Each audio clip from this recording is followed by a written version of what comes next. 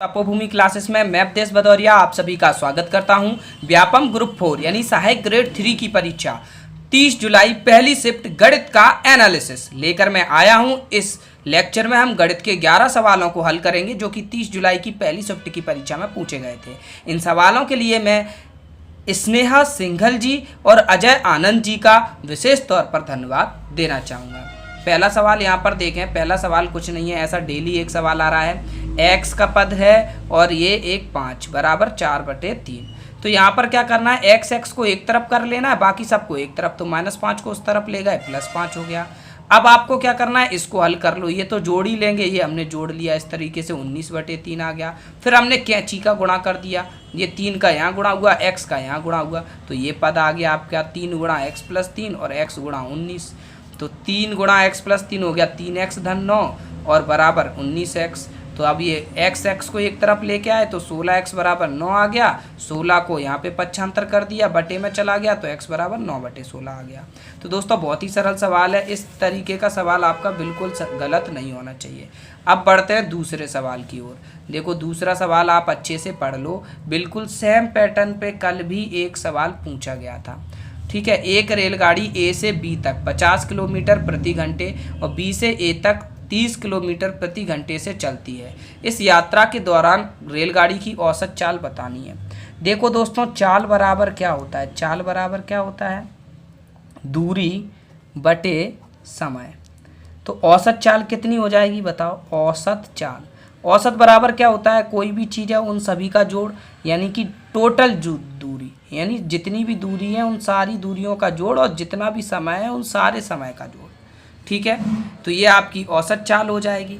तो देखो दोस्तों, ये जो पूरी प्रक्रिया चली है रेलगाड़ी की, रेलगाड़ी आपकी A से कहाँ तक गई है? B तक। ठीक है, पहले A से B तक गई है। हम A से B तक की दूरी हमको नहीं पता, हम मान लेते हैं कि A से B तक की दूरी कितनी है? x kilometre.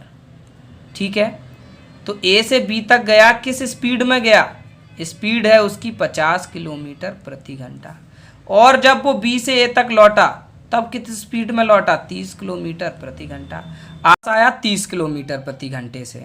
तो उसने टोटल बताओ, अब हमको औसत चाल निकालनी है। तो औसत चाल बराबर क्या होगी? कुल दूरी। कुल दूरी कितनी?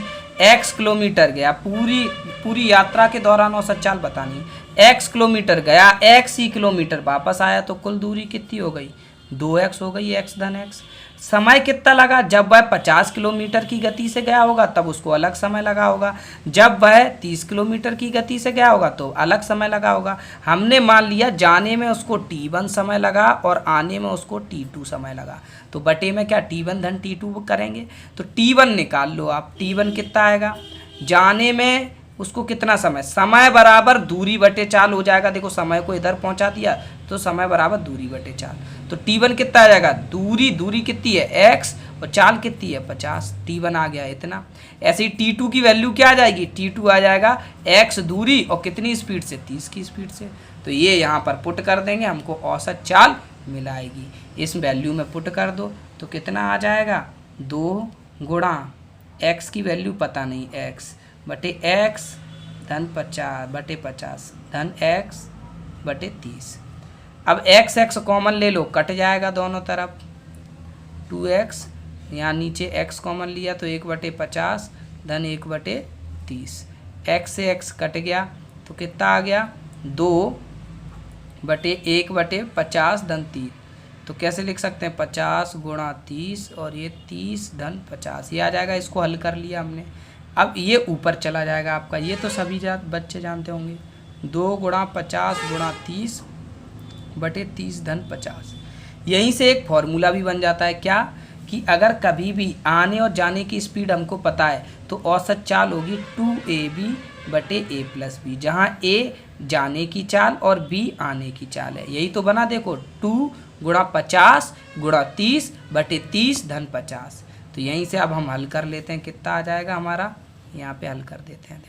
2 गुणा 50 गुणा 30 बटे 80। 1 0 से 1 0 काट दिया, 2 से ये 4 काट दिया और इस 4 से 2 बार 25 काट दिया, यानी 75/2 किलोमीटर प्रति घंटा, यानी 37.5 किलोमीटर प्रति घंटा आपकी औसत चाल आ जाएगी। या फिर आप डायरेक्ट ये वाला फॉर्मूला भी याद रख सकते हैं। ठीक है, अब बढ़ते हैं हम तीसरे सवाल की ओर।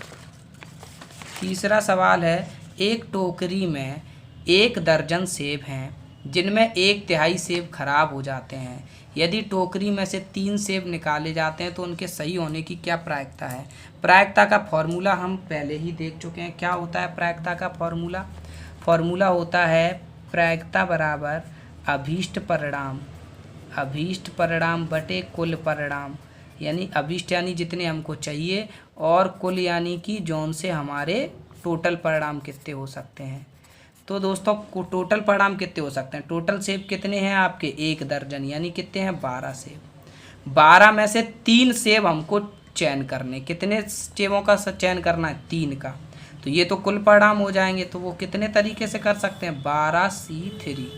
ठीक है, जिनको ये समझ में नहीं आ रहा ये सी क्या है, ये सी का मतलब होता है कॉम्बिनेशन। अगर उनको बिल्कुल फिर भी समझ में नहीं आ रहा, उनके लिए बिल्कुल नई चीज़ है, तो वो PNC का एक वीडियो डाला है मैंने, उसको ज़रूर देख लें। आपको फ्रंट में ही मिल जाएगा चैनल पे। ठीक है, 12C3। तो P बराबर कितना हो जाएगा आपका? कुल परिणाम कितने हो जाएंगे? 12C3। अभीष्ट परिणाम कितने हो जाएंगे? अभीष्ट यानी जो हमको चाहिए। हमको कौन से? जो सही सेब हैं वो निकालने हैं। तो सही सेब कितने हैं? 3 सेब खराब हैं। 3 सेब खराब हैं तो सही सेब कितने होंगे? 9। तो हमको 9 में से 3 चाहिए, तो 9C3 हमारे लिए अभीष्ट परिणाम हो जाएगा। इसको आप हल कर लेंगे, आपका आंसर आ जाएगा।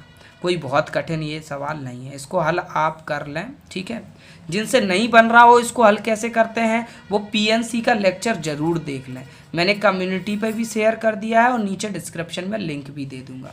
ठीक है, अगला प्रश्न है, एक 2 अंकीय संख्या में दहाई का अंक इकाई के अंक से 2 गुना है। कौन किससे 2 गुना है? एक 2 अंकीय संख्या में दहाई का जो अंक है इकाई के अंक से 2 गुना है। एक संख्या है 2 अंक की x y, तो वो ये कह रहे हैं ये आपका इकाई का अंक हो जाएगा, ये दहाई का अंक हो जाएगा। वो ये कह रहे हैं दहाई का अंक इकाई के अंक से 2 गुना है, यानी जो x है ना वो डबल है किससे? y से, यानी x बराबर 2y। ये कंडीशन दी है। ठीक है, यदि अंकों को पलट देने पर बनी संख्या एवं वास्तविक संख्या का जोड़ 99 है, तो अंकों को पलट देंगे तो संख्या कितनी हो जाएगी? yx। इन दोनों का जोड़ कितना? 99। तो वह संख्या बतानी है। तो सबसे पहले तो इनको खोल के लिखो अच्छे से हमने इनको खोल के लिखा तो कैसे कितना हो जाएगा? जैसे 54 है, इसको खोल के कैसे लिख सकते हैं? 50 धन 4। 123 है, इसको कैसे लिख सकते हैं? 100 धन 20 धन 3। इस तरीके से। ऐसे ही इसको कैसे लिख सकते हैं? xy को 10x धन y। ऐसे ही इसको कैसे लिख सकते हैं? 10y धन x। अब उनने इन दोनों को जोड़ दिया तो कितना आ गया? इन दोनों को जोड़ने पर 99 आ रहा है, ऐसा बताया जा रहा है। तो इन दोनों को हमने जोड़ दिया तो कितना आना चाहिए? 99। तो जोड़ा हमने 10x में x जोड़ा तो कितना हो गया? 11x। y में y तो कितना हो गया? 11y बराबर कितना? 99। 11 कॉमन ले लिया हमने तो x धन y बराबर 99। काट दिया ये कितना? 9 बार, तो कितना आ गया? x धन y बराबर कितना आ गया? 9। अब हमको पता है x धन y बराबर 9 है और x माइनस 2y, यहाँ से एक समीकरण और बना, x माइनस 2y बराबर 0। कितना? बराबर 0 है। तो इन दोनों समीकरणों को विलोपन विधि से हल कर लेंगे। कौन सी विधि से? विलोपन विधि से। देखो x प्लस y बराबर 9, x माइनस 2y बराबर 0, माइनस प्लस माइनस ये कट गया तो ये कितना हो गया? 3y बराबर 9। तो y बराबर कितना आ गया? यहाँ से 3 आ गया। y की वैल्यू 3 आ गई तो x कितना होगा? 6 होगा, यानी वह संख्या कितनी होगी? 63 होगी। कितनी होगी? 63। इस सवाल को आप ऑप्शन से भी हल कर सकते हैं। साथ ही साथ जहां मैंने व्यापम के लिए महत्वपूर्ण 100 गणित के सवाल हल कराए हैं वहां पर मैंने इसको बहुत अच्छे से एलोबरेट किया। इस टाइप को ऐसे एलोबरेट कर दिया कि ना तो आपके पास ऑप्शन हो, ऑप्शन की भी कोई ज़रूरत नहीं है, आप डायरेक्ट आंसर बोलोगे। जैसे ही आपको दिखाई दिया ना कि इनका जोड़ 99 है, आप तुरंत ये भी बता सकते हो कि ये सवाल सही है, आंकड़े सही हैं कि गलत हैं। मैंने यहाँ पर आपको बेसिक तरीके से समझाया, लेकिन वहाँ पर ये बेसिक तरीके को समझाने के बाद बहुत अच्छे से एलोबरेट भी मैंने किया है। ठीक है, तो आप अगर वो चीज़ देखना चाहें तो उसको देख सकते हैं। अभी आपका एग्ज़ाम है, आप केवल इस तरीके से समझ लो, ज़्यादा ध्यान मत दो, क्योंकि एक रात में इतनी चीज़ें नहीं सीखी जा सकती। जब आपका एग्ज़ाम हो जाए तो शांति से आप वो वाली सीरीज देखना। अब बढ़ते हैं 5वें सवाल पर, पढ़ लें आप वीडियो पॉज करके। ठीक है, 5 वर्ष पूर्व माता की आयु पुत्र की आयु की 3 गुनी थी। कितने 5 वर्ष पूर्व की बात करी जा रही है? यहाँ वर्तमान है, वर्तमान से 5 वर्ष पूर्व की बात करी जा रही है। क्या कह रहे हैं? माता की आयु, माता पुत्र, माता की आयु कैसी है? माता की जो आयु है ना, वो पुत्र की आयु की 3 गुनी है। माता है 3 तो पुत्र है 1, ये हम लिख लें। ठीक है, माता है 3 तो पुत्र है 1। 5 वर्ष बाद, अब वर्तमान के बारे में नहीं बताया जा रहा, 5 वर्ष बाद की बात की जा रही है। 5 वर्ष बाद पुत्र की आयु की दुगनी हो जाती है माता, माता 2 गुना हो गई पुत्र की आयु की। अब ये अनुपात हो गया। आपको वर्तमान का अनुपात बताना है, देखो कैसे करेंगे। ठीक है, हम पहले भी इसको बहुत अच्छे से समझ चुके हैं, एक लेक्चर मैंने इसके लिए भी बहुत अच्छे से समझाया था। तो ज़रूरी नहीं है अगर आपको यहीं से समझ में आ जाए तो वो लेक्चर देखने की कोई ज़रूरत नहीं है। ठीक है, समझें। हमको पता है माता और पिता की आयु के, वो माता और पुत्र की आयु के बीच में जो डिफरेंस 5 साल पहले था वही 5 साल बाद भी होगा, वही वर्तमान में भी होगा। आप अपने बड़े भाई से 3 साल छोटे हैं तो ज़िंदगी भर 3 ही साल छोटे रहेंगे। ऐसा नहीं है कि आप 4 साल बाद 2 ही साल छोटे रह गए, फिर 1 ही साल छोटे रह गए, फिर आप अपने बड़े भाई से बड़े हो गए। ऐसा होता है क्या? नहीं होता है। तो क्या है, जो पहले अंतर था, पहले अंतर था 2 यूनिट, माता 3 यूनिट की, पुत्र 1 यूनिट का। बाद में अंतर दिख रहा है 1 यूनिट का। यहीं पे गड़बड़ है। अंतर कितना होना चाहिए? 1 बराबर होना चाहिए। तो हमारा काम क्या है कि हम दोनों जगह अंतर को बराबर कर लें। तो बराबर कैसे करेंगे? यहाँ पर 1 यूनिट अंतर है तो इसको हम 2 यूनिट कर लेंगे, तो ये फिर फ्रेम हो जाएगा सवाल। दोनों ही अनुपातों की यूनिट वैल्यू सेम हो जाएगी, फिर हम दोनों ही में आपस में जोड़ घटाना कर पाएंगे। तो इसको डबल करने के, इसके लिए 2 करने के लिए हमको 2 का गुणा करना पड़ेगा, यानी 2 का इधर भी और 2 का इधर भी। तो कितना अनुपात हो जाएगा आपका? 4:2। अब इस अनुपात को काट दो, इसकी कोई ज़रूरत नहीं है। ठीक है, नहीं तो कंफ्यूज होंगे आप आगे। अब देखो अंतर 2 यूनिट आ रहा है, यहाँ पे भी अंतर 2 यूनिट आ रहा है, यानी कि अब हमने सवाल फ्रेम कर लिया है। अब ये आंकड़े बिल्कुल हमारे लिए सही हैं। ठीक है, चाहे 2:1 लिखो चाहे 4:2, बात तो एक ही है, लेकिन 4:2 लिखने से हमारा काम बन रहा है, इसलिए हमने 2:1 काट के 4:2 लिख दिया। अब इन दोनों अनुपातों की वैल्यू सेम हो गई है। अब हम यहाँ से डायरेक्ट देख सकते हैं कि देखो पुत्र कितना बढ़ा, 1 यूनिट बढ़ गया, माता भी कितनी बढ़ गई, 1 यूनिट बढ़ गई, यानी हमने सवाल की फ्रेमिंग सही करी है, दोनों तरफ बराबर आ रहा है। ठीक है, ये 1 यूनिट कितने साल में बढ़ गए, ये बात जो हो रही थी ना, वो 5 साल पहले की हो रही थी, और ये फिर वर्तमान से 5 साल बाद, यानी डिफरेंस कितने का है? 10 साल का डिफरेंस है। और 10 साल में कितनी बढ़ गई आयु? 1 यूनिट। तो 1 यूनिट की वैल्यू कितनी हो गई? 10 साल हो गई 1 यूनिट की वैल्यू। तो 3 यूनिट की कितनी हो जाएगी? 30 साल, यानी 5 साल पहले माता 30 साल की थी और बच्चा 10 साल का था, तो वर्तमान में कितने की होंगी? 35 साल की माता होंगी और 15 साल का बच्चा होगा। तो 35:15, यानी कितना अनुपात आ जाएगा? 7:3। और इसमें क्या है, स्पिरिट में कितना पानी मिलाया जाए कि क्रय मूल्य पर बेचने पर इतने का लाभ हो जाए। दोस्तों यहाँ पर सवाल में कुछ और डाटा भी होगा, ऐसे होगा कि 60 लीटर स्पिरिट में या 50 लीटर स्पिरिट में कितना पानी मिलाया जाए। तो हम मान लेते हैं कि 60 लीटर स्पिरिट था। ठीक है, अब मतलब सवाल को पहले समझें, क्या कहना चाह रहा है सवाल। सवाल क्या है? बेईमान दुकानदार वाला सवाल है कि वो जैसे मान के चलो स्पिरिट को लेके आया 10 रुपये पर लीटर में, और कह रहा है कि देखो हम 10 में लेके आए हैं और 10 रुपये पर लीटर में ही बेच रहे हैं, हम तो कोई भी फ़ायदा नहीं ले रहे हैं, ऐसा कहना चाह रहा है। लेकिन वो क्या है, 10 में ही बेच रहा है, लेकिन वो पानी मिला दे रहा है खुद से। तो जितना वह पानी मिला रहा है वो चीज़ उसका फ़ायदा हो जाएगी, है कि नहीं? तो वही चीज़ हम यहाँ पर समझने का प्रयास करेंगे। ठीक है, जैसे 60 लीटर स्पिरिट है और 60 लीटर स्पिरिट में उसने कुछ मिला दिया। ठीक है, उसने क्या मिला दिया? पानी मिला दिया। ठीक है, 10 लीटर पानी मिला दिया। ठीक है, तो उसको कितने की फ़ायदा हो रही होगी? मान के चलो 1 लीटर कितने का है? 10 रुपये का, तो उसको 100 रुपये की फ़ायदा हो रही होगी कि नहीं? 10 लीटर पानी, फ्री का पानी वो 10 रुपये पर लीटर में बेच रहा है, है कि नहीं। स्प्रिट कह के बेच रहा है, यही तो है। तो 100 रुपये की फ़ायदा हो रही है। उसने लगाया कितना, 60 लीटर, यानी 600 रुपये लगाया उसने। तो 100/600 गुणा 100%, ऐसे ही तो लाभ आएगा। तो ऐसे ही ये जो लाभ दिया है 16 सही 2/3%, इस लाभ को आप अगर भिन्न के रूप में बदलो तो 16 सही 2/16 3 48 धन 2 50/3%। 50/3% की जगह क्या लिख सकते हैं, 50/3% की जगह बटे 100। ये काट दिया तो कितना आ गया, 1/6 आ गया आपका। इसका मतलब क्या है, 1/6 का लाभ हो रहा है। इसका मतलब है 6 यूनिट स्पिरिट में 1 यूनिट पानी मिलाया जा रहा है। यानी कि 6 यूनिट स्पिरिट में कितना पानी मिलाया जा रहा है, 1 यूनिट पानी मिलाया जा रहा है। तो सवाल अगर ऐसा है कि 60 लीटर स्पिरिट में कितना पानी मिलाया जाएगा, तो हमको पता है 6 यूनिट बराबर कितना, 60 लीटर। तो कितना हमको निकालना है, 1 यूनिट की वैल्यू। तो 1 यूनिट बराबर कितना हो जाएगा, 10 लीटर। तो आपका आंसर क्या आ जाएगा, 10 लीटर।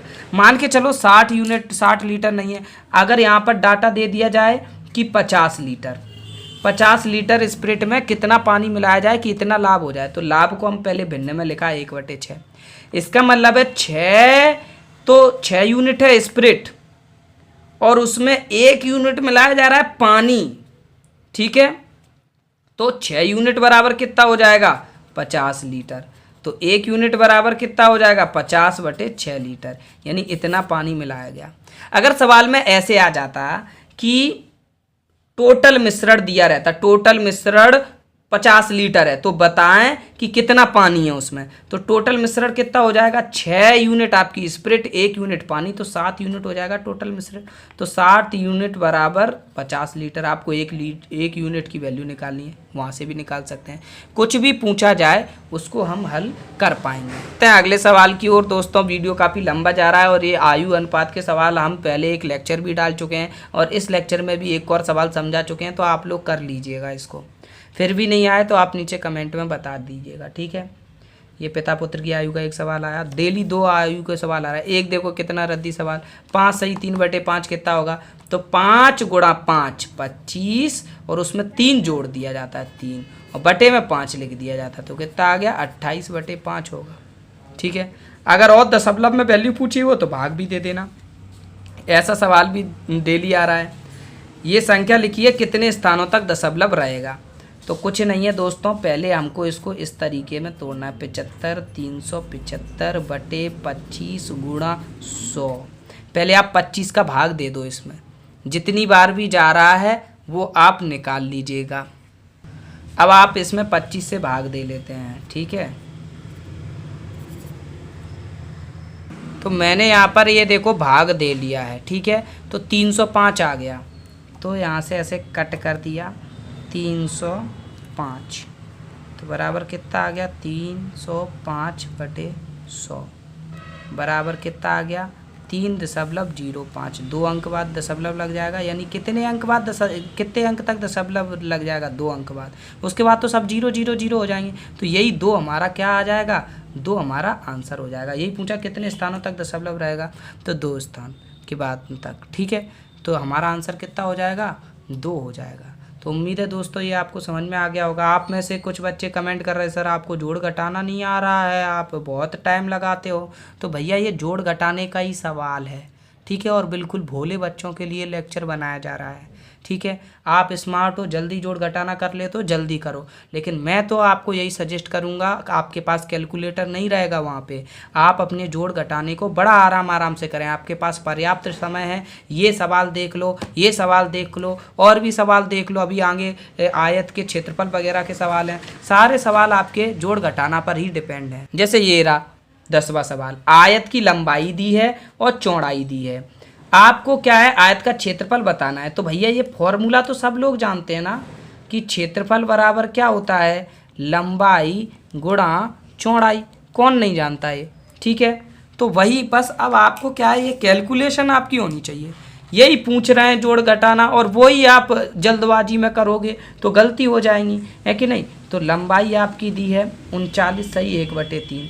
तो इसको हल कर लो कैसे, 3 का यहाँ पे करोगे आप, तो 39 गुणा 3 कितना हो जाएगा, 117, धन 1 118/3 और चौड़ाई कितनी है दी है 45/13। तो इसको ऐसे हल कर लेंगे आप, ऐसे 15 और फिर आगे का हल कर लेना, आपका क्षेत्रफल आ जाएगा। ठीक है, तो सावधानी से पेपर में वही बच्चे नंबर ला पा रहे हैं जो एक एक सवाल को इज्जत से कर रहे हैं। ठीक है, होशियारी से नहीं कर रहे हैं, इज्जत से करोगे सवाल तो हल हो जाएगा, नहीं तो सवाल आपको ले डूबेगा। अब हम आगे बढ़ते हैं। एक सवाल ये पूछा गया था, इसका गुणनखंड बताना है। तो ऑप्शन पे डिपेंड करता है कि कौन से गुणनखंड दिए थे वहाँ पर। ठीक है, हम यहाँ पर अभी इसको हल करें। ये क्यूब दिख रहा है, ये भी क्यूब दिख रहा है, लेकिन ये चीज़ क्यूब में नहीं है, तो इसको भी क्यूब के अंदर अगर ले आए तो हमारा फॉर्मूला बन जाएगा। तो हम a³ माइनस इसको लिख सकते हैं क्या, √3 गुणा √3। इस 3 को ना 2 बार √3 लिख सकते हैं, और ये तो है ही √3 गुणा इंटू b³, ऐसा है। तो √3 की घात कितनी हो जाएगी 3, तो a³ माइनस √3 गुणा b की होल घात 3 लिख सकते हैं कि नहीं। अब ये फॉर्मूला बन गया a³ माइनस b³ का। और ये पहले भी एक अभी पता है, देखो डेली उसी पैटर्न पे क्वेश्चन आते हैं। फर्स्ट दिन का जब मैं एनालिसिस कर रहा था वहाँ पर मैंने एक सवाल बताया था, ये एक तो मैंने डायरेक्ट करना बताया था, दूसरा ये फार्मूला लिख के बता दिया था कि इस फार्मूले को आप आगे बढ़ा के हल कर सकते हैं। तो इसका क्या गुणनखंड होते हैं, a minus b a² plus ab plus b², ये गुणनखंड होते हैं इसके। तो इन दो में से कोई एक गुणनखंड ऑप्शन में दिया होगा, वो आपका आंसर हो जाएगा। a बराबर क्या हो जाएगा, a ही हो जाएगा यहाँ पर। ठीक है, यहाँ बच्चे कंफ्यूज कहाँ हो जाते हैं ए बी में। तो ऐसा करो, ए बी से फॉर्मूला याद मत करो, यहाँ पर फॉर्मूला लिखो कैसे आप, एक्स बाई के फॉर्म में, कि x³ माइनस y³ का फॉर्मूला होता है x minus y into x² plus x y plus y², ऐसे लिखो। अब आपको पता है x की वैल्यू कितनी है a और y की वैल्यू कितनी है √3/2, तो आप दोनों लिख लोगे a माइनस √3/2 √3 गुणा b इंटू, तो x की वैल्यू कितनी हो जाएगी a, तो a² प्लस ये कितना हो जाएगा ab, यानी ab √3 प्लस b 3b², क्योंकि √3 का स्क्वायर हो जाएगा तो 3 हो जाएगा 3b²। इनमें से या इनमें से कोई एक ऑप्शन वहाँ पर ऑप्शन में होगा तो वही आपका आंसर हो जाएगा। तो उम्मीद है ये लेक्चर आपको दोस्तों पसंद आया होगा। अगर आपको ये लेक्चर पसंद आया है तो इसको लाइक करें, अपने दोस्तों के साथ शेयर करना बिल्कुल भी ना भूलें, और जिस सब्जेक्ट की आपकी डिमांड हो, जिस एग्ज़ाम की आप तैयारी भविष्य में करना चाह रहे हो, उसको कमेंट में ज़रूर लिखें, क्योंकि अब हम लगातार वीडियोस लाने के मूड में हैं। धन्यवाद, जय माता।